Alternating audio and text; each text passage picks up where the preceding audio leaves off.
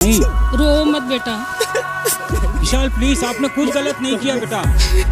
आज तक हमने हमारे बच्चे को कभी छुआ तक नहीं है, और ये राइट हमने किसको भी नहीं दिया है कि कोई और हमारे बेटों को आके थप्पड़ मारे। जी मुझे तो आपसे कुछ बात नहीं करनी भैया। दोस्तों, जैसे कि बिग बॉस में ना आज वीकेंड का वार है और आज के दिन ना विशाल पांडे के पेरेंट्स आएंगे, उसके मम्मी भी आएंगे, पापा भी आएंगे और वो अरमान मलिक को बहुत सारी बातें बोलेंगे और बोलेंगे कि मैं अरमान मलिक से बात भी नहीं करना चाहता। और बहुत सारी अपनी जैसे लड़ाई नहीं हुई थी जो थप्पड़ मार दिया था अरमान मलिक ने, लेकिन सबसे मेन जो टॉपिक आएगा ना वो कटारिया को लेकर बहुत गुस्से में होंगे, क्योंकि ना अरमान मलिक को तो वो समझते हैं दोस्त है ही नहीं तो क्यों करेगा वो, लेकिन कटारिया जब विशाल का इतना दोस्त है और विशाल कटारिया के लिए इतना कुछ करता है तो ये टॉपिक जो बाहर ज़्यादा ही चल रहा है। और नेजी ने भी बार बार उठाया है कि विशाल की दोस्ती हमें दिखती है लेकिन कटारिया की विशाल के प्रति हमें दोस्ती नहीं दिखती है, क्योंकि जब भी कोई लड़ाई विशाल की होती है ना कटारिया नहीं बोलता है, और कटारिया का जब भी किसी से लड़ाई होती है ना विशाल जब हमेशा स्टैंड लेता है, हमेशा अपना ओपिनियन देता है, चाहे वो कटारिया को बचाने के लिए चक्की चलाना हो और बार बार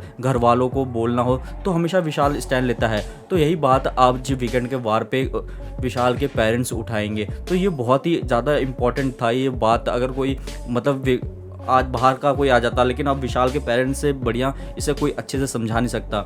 उन्होंने ये भी कहा कि हमने आज तक नहीं हाथ उठाया, तो कैसे दोस्तों बुरा तो लगता ही है ना किसी के भी घर वालों को कि अगर उसका किसी भी बेटे या बेटी को नेशनल टेलीविज़न पे बिना उसके किसी गलती के या फिर छोटी किसी बात पे ना थप्पड़ मार देना, तो उसके बाद ना बुरा तो लगता है। तो यही है ना, मेकर्स के खिलाफ कुछ एक्शन ना हो, और मेकर्स भी बहुत ज़्यादा मूव ना उनका बड़ा शानदार होता है। तो उन्होंने कहा कि एक बार आप ही वीकेंड के वॉर पे आके क्लैरिफाई कर दीजिए, नेशनल टेलीविज़न पे आप अपनी राय रखिए तो फिर और भी चीज़ें अच्छी हो जाएगी, क्योंकि सब लोगों ने नेशनल टेलीविज़न बिग बॉस के माध्यम से देखा है, तो आप यहाँ पे ही क्लियर कर दोगे इसी शो में तो चीज़ें बहुत ही बढ़िया हो जाएगी। तो विशाल पांडे के लिए ना ये पल और ये जो मोमेंट रहेगा ना बहुत ही ज़्यादा इमोशनल वाला रहेगा, क्योंकि ना कोई पेरेंट्स आता है उसके बाद इस इंसिडेंट के बाद ना तो रहता ही है, और वो हमें साफ साफ देखने को भी मिल रहा है। तो वहीं अरमान मलिक के खिलाफ भी बहुत सारी बातें आएगी, लेकिन सबसे मेन बात है कटारिया के खिलाफ आएगी, क्योंकि कटारिया को सबने ही नोटिस करा है। क्योंकि आपने देखा होगा बहुत सारे घर वाले चंद्रिका